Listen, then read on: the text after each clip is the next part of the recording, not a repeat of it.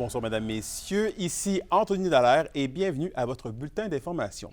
Le verdict est tombé. Sylvie Rochon est coupable du meurtre au second degré de sa sœur Denise. C'est le verdict qui a été rendu vers 15h30 aujourd'hui au Palais de justice de Rouyn-Noranda. Le juge Tremblay a, en vertu des droits de la Cour, rappelé qu'une telle condamnation, requiert une peine à perpétuité. Les jurés, après une courte délibération, ont demandé un délai de 12 ans avant la possibilité d'une libération conditionnelle. Le juge de la Cour supérieure rendra la peine finale le 30 avril prochain. La défense, qui n'a pas commenté à la caméra, réfléchit à porter la cause en appel. Nous, la poursuite, on doit toujours être moralement convaincus d'être en mesure de remplir notre fardeau. Donc, considérant que c'est ce qu'on a entre autres plaidé, une reconnaissance d'un meurtre au deuxième degré, il est évident que pour nous, c'était l'objectif, considérant la preuve qu'on avait. On poursuit avec 4 personnes qui ont été blessées et transportées à l'hôpital à la suite d'une collision entre 2 véhicules survenus vers 14 heures sur la route 117 à Rouyn-Noranda. L'impact s'est produit près de l'entrée de la ville à la hauteur du 1920 avenue La-Rivière. 2 passagers prenaient place à bord de chacun des véhicules. L'alcool pourrait être en cause. La route demeure fermée de l'intersection du chemin des Coteaux jusqu'au carrefour giratoire de l'entrée de la ville. Dans le secteur de l'énergie, des représentants d'Hydro-Québec ont discuté du plan d'action 2035 vers un Québec décarboné et prospère, aujourd'hui à Rouyn-Noranda. Une vingtaine de représentants du monde municipal, du développement économique et environnemental ont participé à l'activité. 3 priorités ont été discutées, soit l'amélioration de la qualité du service, l'aide pour une meilleure consommation de l'énergie et l'augmentation de la production d'électricité. Le but est de raffiner les actions qu'Hydro-Québec va entreprendre pour atteindre ces objectifs. On a entendu des chiffres assez astronomiques de développement. Pourquoi? Parce qu'il faut augmenter de beaucoup la production d'électricité, mais il faut aussi changer son mode de consommation. Donc c'est plusieurs enjeux. Tout ça vise à adresser finalement les enjeux de carboneutralité d'ici 2050. C'est ça qui est intéressant, c'est de voir comment la communauté va être capable de recevoir la demande de participation d'Hydro-Québec, parce que seuls, ils ne vont pas arriver à réaliser leur plan. Ils ont vraiment besoin d'une implication communautaire. Sur un autre ordre d'idée, l'organisme Espace Abitibi-Est, qui agit en prévention de la violence faite aux enfants, lance la web-série Espace, un univers de prévention. Le contenu vidéo vise à sensibiliser les parents à la violence juvénile à l'aide de 6 thématiques différentes. Les épisodes vont pouvoir être visionnés sur les pages Facebook et YouTube d'Espace Abitibi-Est à partir du 4 avril de la semaine prochaine. Donc, c'est une web-série qui va s'étendre sur 6 capsules avec des thématiques qui ont été choisies par les parents. Donc, on parle de violences faites aux enfants, d'intimidation, de cyberintimidation, la gestion des écrans, l'anxiété chez les enfants, la dépression et le suicide chez les enfants, puis la gestion des émotions.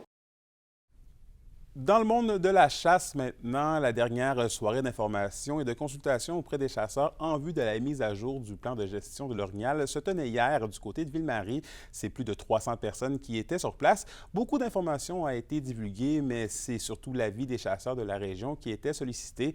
Le ministère planche actuellement sur un nouveau plan de gestion de la chasse à l'orignal dû pour 2026. Une gestion durable de la chasse et une simplification des règlements de chasse sont les principaux enjeux de l'étude. Les bonnes idées ou les suggestions, c'est ça que je voulais.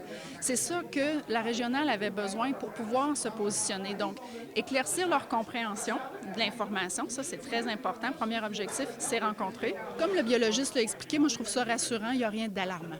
OK? Il n'y a vraiment rien d'alarmant, on a le temps d'y penser. Puis ce qui est intéressant, c'est qu'ils ont quand même réfléchi, ils ont analysé, puis ils en arrivent à une certaine modalité. Puis celle-là, bien, c'est celle qui fait l'objet de la question, si on veut, dans le questionnaire. Est-ce que ça fait du sens?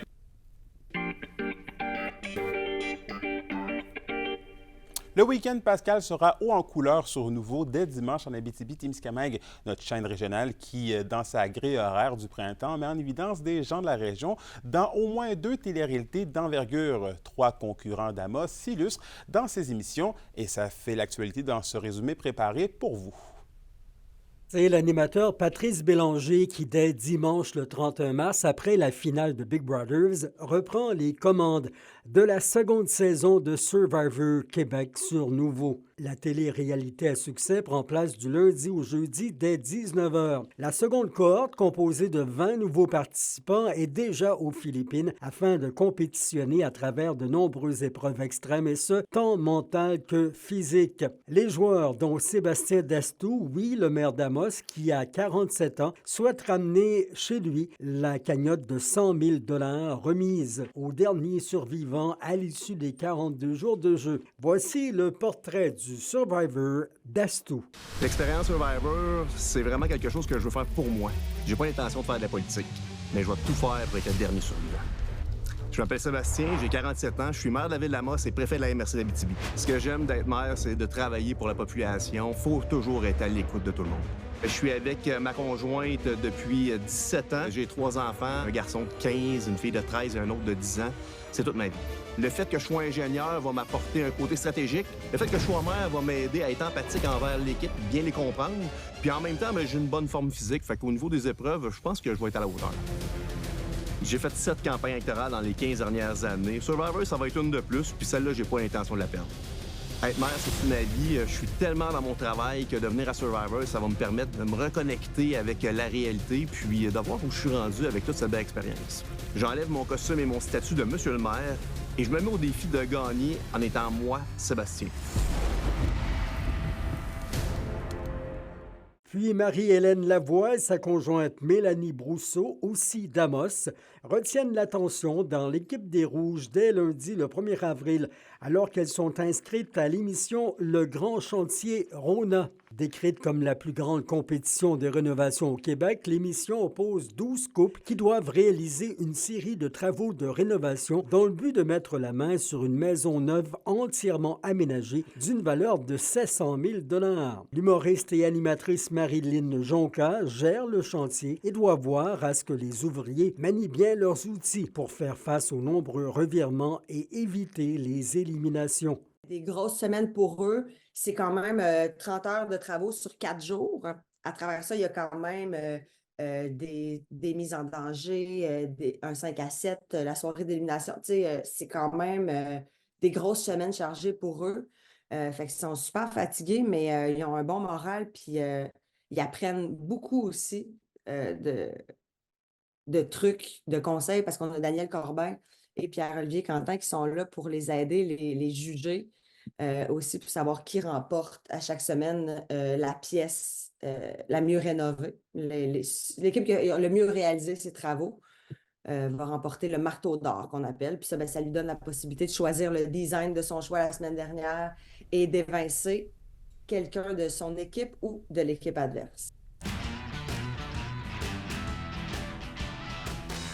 Et on termine en sport avec les Huskies qui débutent demain à Rouyn-Noranda, la première ronde des séries de la Ligue junior maritime Québec. Rouyn-Noranda affrontera les Olympiques de Gatineau, c'est même qui les avait éliminés des séries l'an dernier. Pour l'entraîneur-chef, c'est une rivalité qui poussera certainement les troupes à se dépasser, et ce, dès la première ronde.